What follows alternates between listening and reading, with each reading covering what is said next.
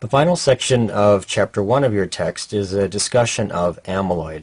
Amyloid is important to discuss in this particular sequence because it is another mechanism by which cells can become injured, and we've obviously been talking about cellular injury and cell death, and amyloid is one way by which cells can become injured and eventually die because amyloid has the ability to damage tissues.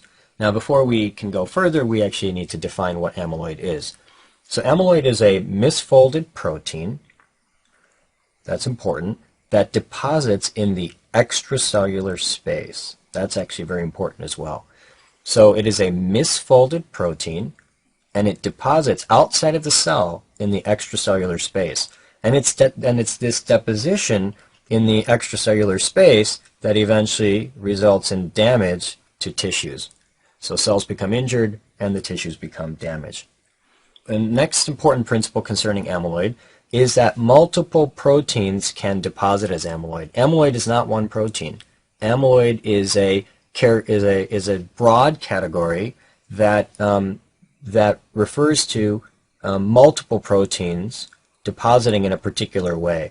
And there are a few common characteristics of those of amyloid, and those are relatively important to be familiar with. So let's mention them here. First of all, the misfolded proteins that deposit as amyloid usually have a beta pleated sheet configuration. That's important. And number two, and what was the classic teaching, and you're perhaps familiar with, is the fact that the proteins that deposit as amyloid, they pick up a stain called Congo red. So they'll turn red with this Congo red stain, and very classically, when placed under polarized light, they reveal an apple green birefringence. Apple green birefringence. So here's a couple images to highlight that.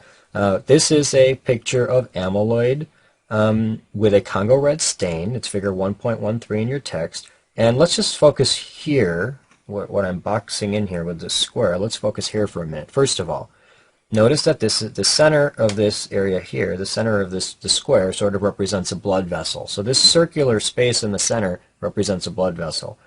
And notice that this dense pink material here, which is surrounding the blood vessel, actually represents amyloid, and that's what's staining red with the Congo red stain. Notice that the amyloid is outside of the cells, it's in the extracellular matrix, and also notice that it tends to deposit around blood vessels, and that's going to be very important in another subsequent discussion when we talk about Alzheimer's disease and the fact that in Alzheimer's disease you get amyloid plaques, but that you also get amyloid around blood vessels. But generally speaking, it is a principle that amyloid often deposits around blood vessels. This is the second stain to be familiar with, and that is when the Congo red stain is taken and it's placed under polarized light, it reveals this apple green birefringence, which is characteristic of amyloid. Amyloid can amyloid does deposit in tissues, and that deposition can be systemic or localized. Now, what do we mean by systemic? Systemic means that it deposits in multiple organ systems of the body. So it's a diffuse deposition, and localized means that it's localized to a particular organ. Now, it's systemic amyloid. We're going to focus on systemic amyloid first. Systemic amyloid is divided into primary and secondary types, and we're going to highlight those now. So what is primary amyloidosis? Primary amyloidosis is when there is systemic deposition of amyloid, and that systemic deposition of amyloid is a particular protein called AL amyloid. AL amyloid is derived from immunoglobulin light chain. So basically, immunoglobulin light chain begins to deposit in various tissues throughout the body. That's primary amyloidosis. All right, let's take a step back. When you think about light chain, you should basically remember that light chain, or immunoglobulin light chain, is part of immunoglobulin. And if I draw you a picture of immunoglobulin, like this and here, you'll remember that there are heavy chains, as I've drawn, and that associated with those heavy chains are these two light chains, which are here, these light chains. Now, generally speaking, the plasma cell, when it creates heavy chain and light chain, it creates it in a balance, so that the amount of heavy chain and the amount of light chain are relatively equal, and the heavy chain and the light chain will bind together to produce proper immunoglobulin. However, in a subset of diseases called plasma cell dyscrasias, plasma cell dyscrasias refers to is a general term that refers to abnormalities of the plasma cell. When there are plasma cell dyscrasias, there can be overproduction of the light chain, and the overproduced light chain will leak out into the blood, and the light chain can then become misfolded and can eventually deposit within tissues, creating a primary amyloidosis. So that's the characteristic of primary amyloidosis. And the most important thing, it's derived from immunoglobulin light chain. It's called AL amyloid, derived from immunoglobulin light chain, and it's associated with plasma cell dyscrasias. Secondary amyloidosis refers to systemic deposition of an amyloid called AA amyloid. And this AA amyloid is actually derived from a protein called SAA. Now let's go back and remind ourselves that SAA, the protein SAA, is actually an acute phase reactant. So that anytime there's inflammation, there's an increase in SAA. And the SAA can be converted to AA amyloid, and the AA amyloid can deposit within tissues, creating amyloidosis. Now, if SAA is an acute phase reactant, then we can derive from that secondary amyloidosis is going to be related to circumstances where there is chronic inflammation. So, for example, if the patient has a chronic inflammatory state, that can result in secondary amyloidosis. So what would be some examples of chronic inflammatory states? Autoimmune diseases like lupus, rheumatoid arthritis, etc. Another example of a chronic inflammatory state, Crohn's disease. An example of a chronic inflammatory state, ulcerative colitis. Another example of chronic inflammatory state, chronic osteomyelitis, in which you get a long progressive infection within the bone marrow. So these are all examples where there's chronic inflammation. Chronic inflammation results in an increase in SAA. SAA can become AA, and the AA can deposit as amyloid. Another circumstance in which we might see secondary amyloidosis is malignancy. And the idea here is that malignancy, on occasion, can result in a chronic inflammatory state, and a low-grade chronic inflammatory state, because we can have an inflammatory reaction against the tumors, against the tumor cells. And so malignancy is associated with secondary amyloidosis. The third example, which is super rare and likely not to be seen clinically except on very rare occasion, however, very commonly shows up on board exams, is familial Mediterranean fever. Now, what is familial Mediterranean fever? Familial Mediterranean fever is actually a dysfunction of the neutrophils. It is a familial genetically derived dysfunction, which is actually autosomal recessive, and it occurs in persons of Mediterranean origin. Now, what's the key consequence of familial Mediterranean fever? Well, the neutrophils are not functioning properly, and they can become activated and actually create an attack of acute inflammation. And that attack of acute inflammation is not really driven by infection, but instead is sort of this dysfunction of the neutrophils, and it classically presents with fever, which is what you would expect with inflammation. So it classically presents with fever. It also will usually involve serosal surfaces. And so if it's going to involve serosal surfaces, we'll get some very classic findings. For example, if it involves a serosal surface of the heart, that's the pericardium, it can present mimicking myocardial infarction. If it involves the serosal surface of the abdomen, it can present mimicking acute appendicitis. And so these are some circumstances. These are some of the classic clinical symptoms of familial Mediterranean fever. Now, what's important for this particular discussion is that when a patient has an attack, there's going to be a lot of inflammation. And a byproduct of that high inflammation will be production of acute phase reactants, and one of those acute phase reactants is SAA. And so if SAA is produced during an attack, that can deposit as AA, which would then obviously be AA amyloid, which can then result in amyloidosis, secondary amyloidosis. Now, what are the classic clinical findings? Essentially, what you should be aware of is that amyloid can really deposit in multiple tissues throughout the body. However, there are some classic clinical findings, and that's what I want to emphasize here. First, the kidney is the most commonly involved organ, high yield. The kidney is the most commonly involved organ, and when it is involved, it usually creates nephrotic syndrome, or usually results in nephrotic syndrome. That's high yield as well. Nephrotic syndrome we will cover in much more detail when we have renal lectures, but basically it's a syndrome in which there is a large loss of protein, classically greater than 3.5 grams over a 24-hour period in the urine. Another region of the body that can be affected by amyloidosis, or is classically affected by amyloidosis, is the heart. And in the heart, we get a restrictive cardiomyopathy. What's a restrictive cardiomyopathy? It's a cardiomyopathy or disease of the heart in which we can't fill the heart properly because the wall of the heart becomes less compliant or less bendable due to the filling of the wall of the heart with amyloid.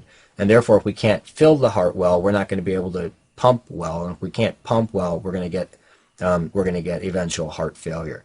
Another complication would be arrhythmia. And then finally, other organs can be involved. For example, the tongue will become enlarged or can become enlarged. The bowel can become thickened. The wall of the bowel can become thickened, leading to malabsorption. And the liver and the spleen often are enlarged as well. The diagnosis of amyloidosis requires a tissue biopsy. It's not a blood test. It requires you to actually see the amyloid within the tissue and, of course, perform a Congo red stain that shows apple green birefringence. Targets that are relatively easily accessible include the abdominal fat pad. So basically, it's a very simple procedure. A needle is just placed through the abdominal wall into the fat pad and then and then aspirated, and the cells are placed on a slide, and amyloid would be visible in that way. The rectum is also a relatively easy target for biopsy, and the amyloid could be seen in the mucosa of the rectum as well.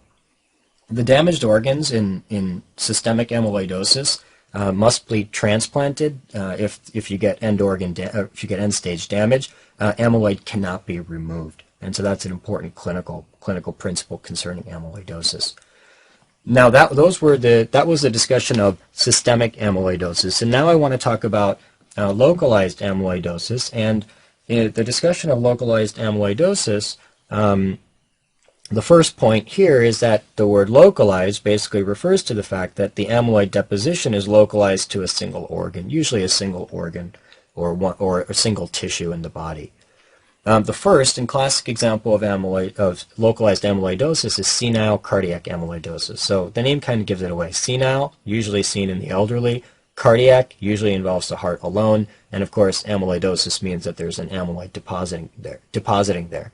It is important for examination purposes to know what the amyloid is in this particular circumstance. It is non-mutated serum transthyretin, so we could just basically say this. It is serum transthyretin, and you'll see why I'm highlighting the non-mutated part in a moment. So serum transthyretin is the second most common protein within the blood, and this protein, over very long periods of time, can eventually deposit, particularly in the heart, resulting in senile cardiac amyloidosis. This would be asymptomatic. That's important.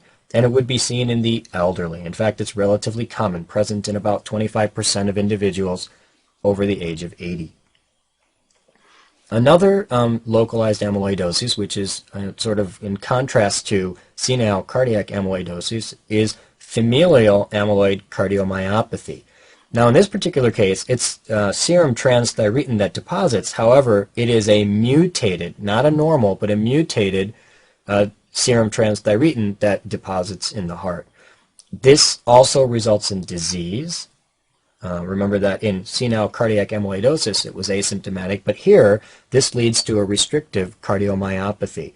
Again, restrictive cardiomyopathy implying that the wall of the heart gets full of amyloid. Because it's full of amyloid, it's not able to expand. It becomes less compliant, and therefore it can't fill, so it's restricted from filling.